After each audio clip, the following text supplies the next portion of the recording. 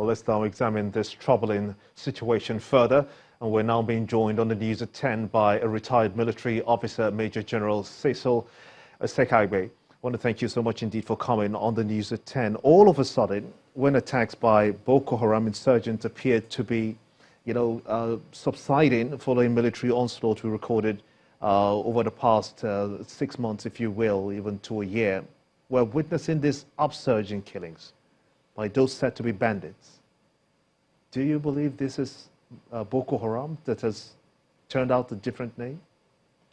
Well, it's all, a mixture of so many factors. If you look at the situation at hand now, you know that the earlier we shift away from treating the symptoms and looking at the causes of all these things, the better for us. For instance, the twin evil of proliferation of small arms and light weapons and the narcotic effect of abuse of drugs in this country are precipitating this crisis. So the earlier we address those things, because these are the things that are real catalysts to all these gamut of security challenges that we're having.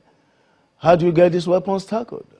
Instead of looking at ad hoc measures, presidential committees, task forces, the earlier we set up the appropriate institutional mechanism, like National Commission for small arms and light weapons, like disarmament, demobilization, and reintegration commission for the arrest of small arms and light weapons.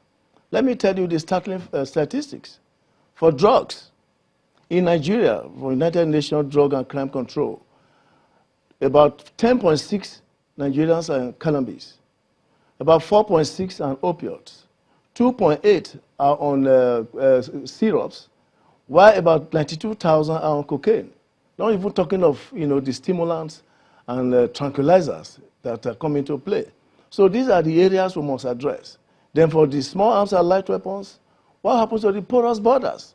What effort is the government doing to curtail this? Task forces, ad hoc measures are not a clear solution.